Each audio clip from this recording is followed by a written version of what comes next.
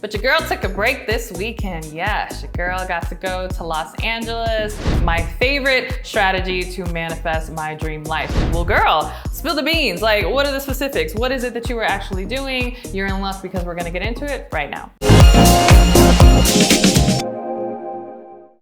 Hey, Courtney Sanders here. Welcome back to my channel. If you're new to me, I'm a full-time online 7-figure certified life and business coach, as well as wife and mom, where I wear all the hats and do all the things. But your girl took a break this weekend. Yes, your girl got to go to Los Angeles. I was actually there to celebrate a friend of mine, her recent book launch. And so it was really cool to see her. And so yes, this was a business trip, but like most of my business trips, if I am able to do that, I decided to bring my husband along. And since he was coming along and Los Angeles is like one of his favorite cities in the entire world, I was like, you know what? We're just gonna do it big. We're just really gonna up the ante here. So we ended up staying at a really nice hotel. I rented a fancy car on Turo. I just made this an entire experience. And as we were doing this, it made me realize that really what I was doing is something that I have always done. And so this is actually my favorite strategy to manifest my dream life. So if you were in the process of trying to create your dream life and you're like, well, girl, spill the beans. Like, what are the specifics? What is it that you were actually doing? You're in luck because we're gonna get into it right now.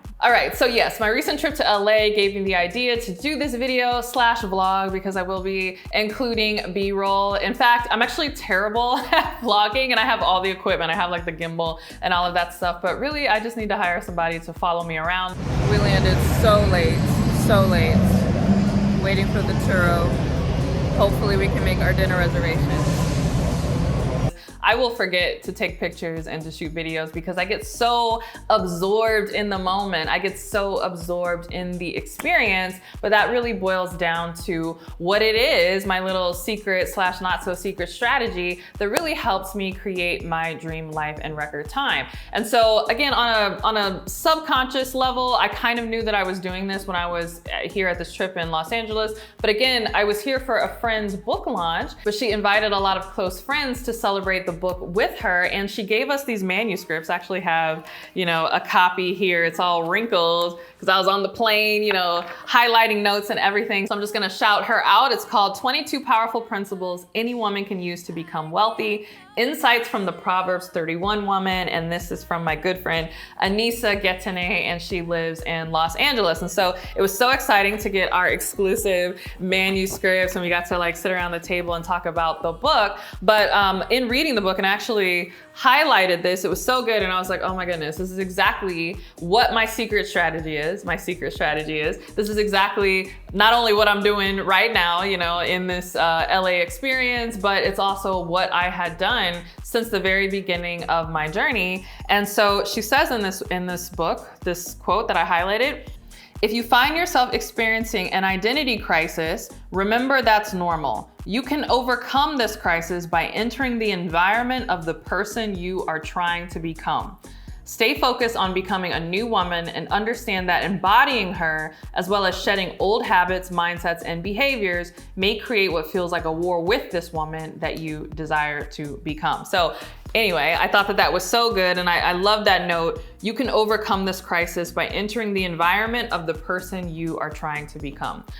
This is why this is like my top secret / not so secret, very simple, but so many people don't do it, strategy for really creating or manifesting your dream life, or however you want to say it. And by the way, just understand, when I say manifesting your dream life, I'm not talking about manipulating the universe or anything in order to, make these things come to pass. I am still talking about, working hard, taking action, and doing what needs to be done in order to create your dream life, in order to bring it to pass, to manifest it. But oftentimes why we have such difficulty doing the things that need to be done is because we have not yet learned to embody the identity of the person who naturally does them. Yes. And so from a very, very early age, in fact, this goes into my whole coaching method and coaching philosophy. In fact, you can check it out here in this video where I actually share a clip from my coaching certification program where I teach my philosophy in that program, but I went ahead and pulled that video out and I gave it to you for free on YouTube so you can know what my coaching methodology is.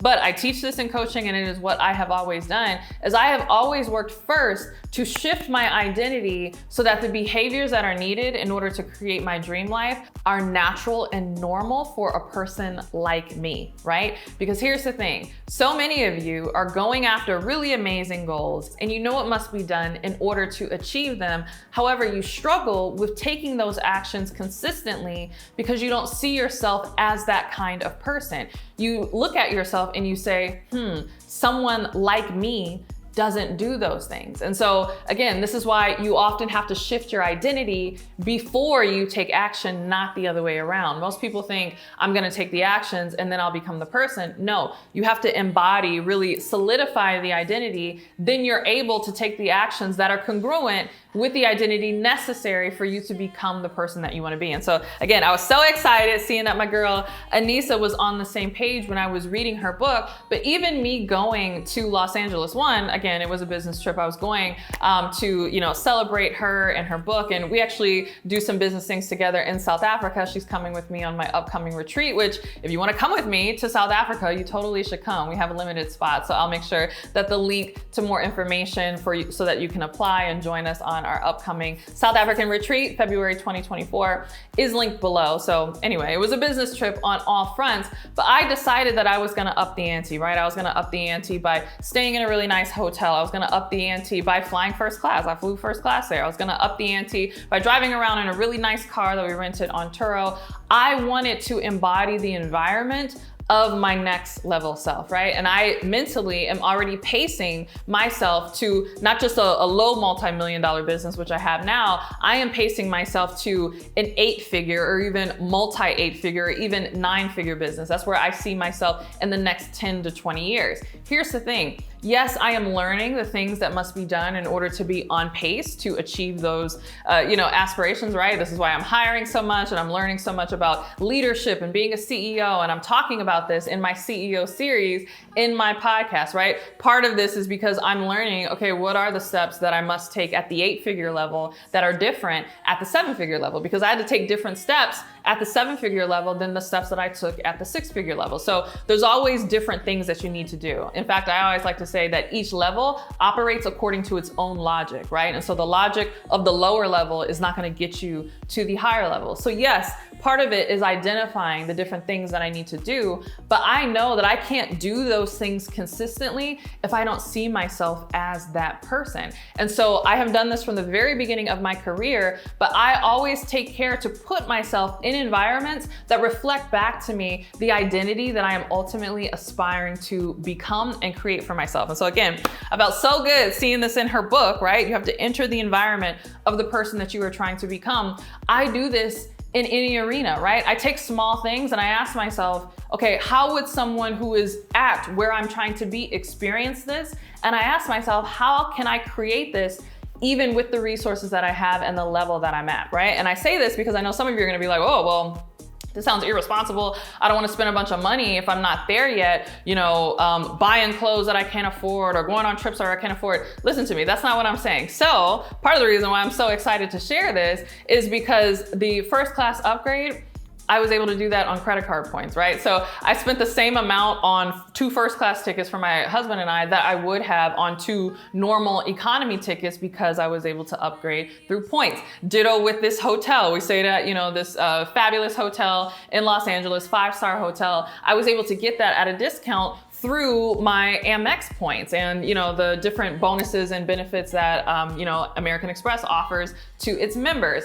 The car that I was able to get on Turo, it was a brand new Turo host. And so oftentimes, similar to Airbnb hosts, what these Turo hosts would do is even though the car is like really fancy and really expensive and they should be charging hundreds of dollars a day for you to rent that car, because he was brand new and he was looking for reviews, he dropped the rates on that car. And so that car was like $99 a day, right? So I was like, wait a minute, I could have spent the same amount of money in Los Angeles to rent, a basic economy car, but you're telling me I could have this like high-end supercar for the same amount of money? I think I'm gonna go for that, right? So I say this because oftentimes we think that, again, these high-level experiences, we think that they're out of our reach when they're really not. And so Again, I have done this from the very beginning. I tell all the time about how when I was working my full-time job and I was building my business on the side, I knew that I needed to embody that identity. And part of how I embodied the identity of being a full-time entrepreneur, even though I wasn't a full-time entrepreneur, right? I was literally at my 9-to-5 job, but I knew it was so important that I embodied that identity first of a full-time entrepreneur before I could then take the actions necessary to become a full-time entrepreneur, that I was diligent to make sure that my environment reflected that. So what I would do is every day on my way to work, I would turn the radio up, I would sing, I would dance, and I would tell myself, you know what? I'm not going to work. I'm going to my largest client today. I'm working on site for my largest client, because that was the truth. I mean, when you think about it, we're all in business for ourselves, whether we think about it or not. Yes, I only had my one 9-to-5 job, but I just saw them as, you know what, they're my biggest and highest paying client right now, and I'm going to work on site for them. And so when it's time for me to take a break and take my lunch break after working all day for this client, I am going to take my lunch break in an environment that I would take it if I were a full-time CEO. And so what did I do?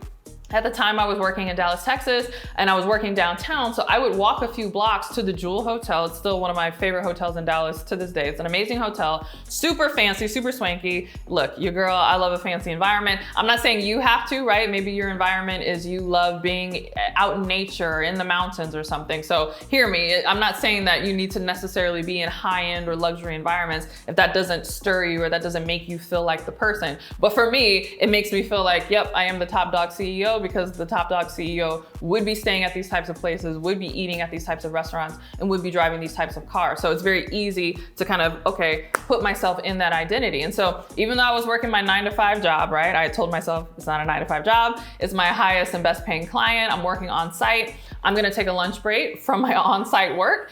And I would walk to the Jewel Hotel and I would literally sit in the lobby and work for an hour, 45 minutes, because I needed to save time in order to walk there and back. Half the time, I couldn't even afford any food in the restaurant at the Jewel Hotel. So I would do one of two things. I would either order like a small croissant or a sandwich at the little coffee shop that they had in the hotel, or I would heat up my lunch in the microwave at my 9-to-5 job, and I would pack it and take it with me, and I would sit in the lobby and I would eat that lunch. But again, me being in that lobby, me working on my personal laptop, me engaged in my business, it really made me feel like, oh my goodness, like I am that person. I am doing exactly the same things that I would do if I were already living in that identity. And don't you know, several years later, right, as I'm recording this, it's been what, 7 years that I've been a full-time entrepreneur. I still live that life. To this day, I take myself on what I call CEO lunches. And so once a week, I will take myself out for a super fancy, extravagant lunch. I don't allow anybody to join me, even though sometimes my husband does crash my CEO lunches, but usually it's just by myself with me,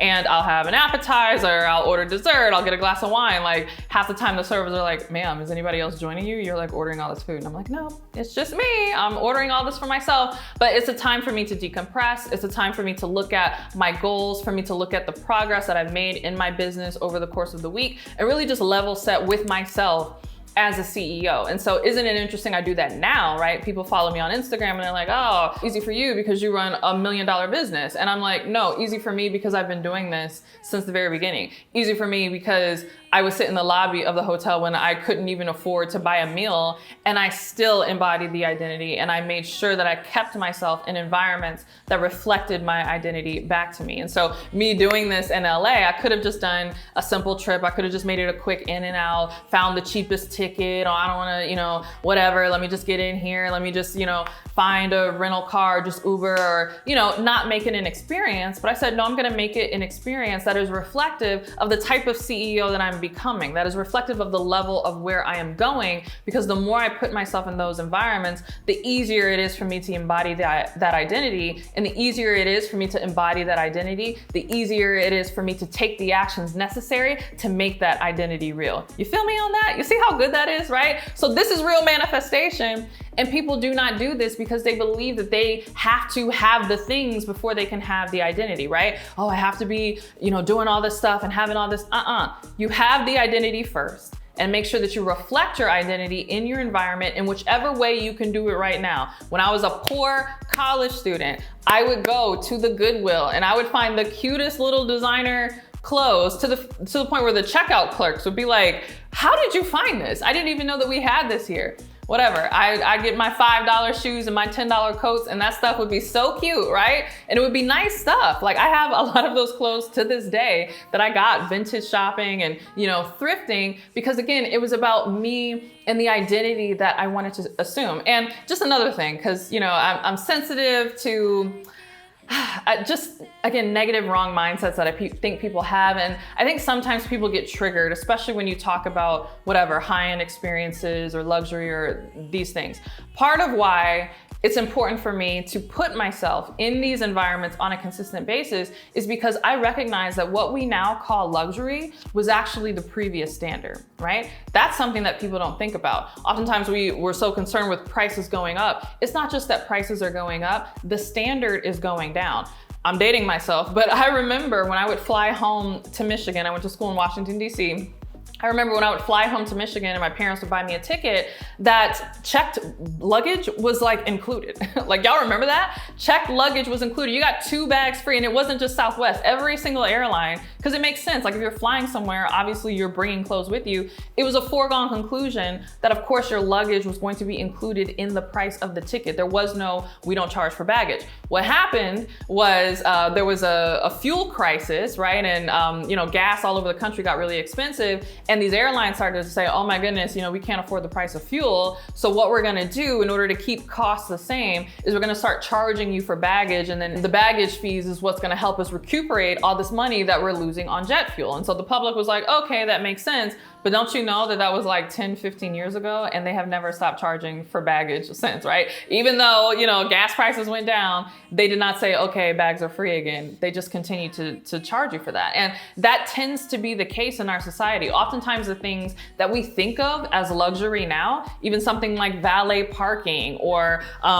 clothing that is double stitched and is made with, thicker, high quality materials, that used to be the standard. But oftentimes they will start to chip away at the standard in order to make things cheaper, and we accept it, and then that becomes the new standard, and what used to be the standard becomes luxury. And so for me, again, part of my own self-worth, honoring what I charge in my business, understanding what excellence is, wanting to always be around quality, I recognize true quality and I recognize how important excellence is. And I'm so focused on creating excellence in myself and in my own business that it frustrates me to encounter experiences that are not excellent. So oftentimes, yes, again, if it is within my means, right? So, I was able to upgrade on points. I was able to, get the fancy car on Turo for the same price that I would have paid going to Hertz or Enterprise or whatever car. So it's never me stretching myself beyond what is affordable for me. But part of the reason why I'm like really, really consistent in making sure that if it is available to me, I am operating and putting myself in that environment is because I recognize that it's not a luxury. It's actually my personal standard, right? Having someone, pick up my car, like say valet, having them park it versus me having to park, way somewhere and then walk in my shoes and then mess up my heels. Like, why is that a luxury? That should just be the standard. Wanting a meal on the airplane, the flight from Houston to Los Angeles was over 3 hours. Yes, I want to eat. No, I don't want peanuts, right? Okay, we're like, oh, that's only first class. Well, that should be the standard. And it used to be the standard until, again, they started to chip away at it and say, oh, no, that's a luxury. This is the standard. I'm not buying that. I'm not buying that in my life. I don't want to model that for my children. And I'm willing to do what is necessary in order to become the person for whom I can live at that level at any time, right? I'm willing to do the work, right? I'm willing to create value in society in order to be able to earn money to do that. In fact, I talk about that in my podcast about money beliefs that will make you broke. And I talk about this idea of it's not necessarily a bad thing to want to make more money as long as it's not the only thing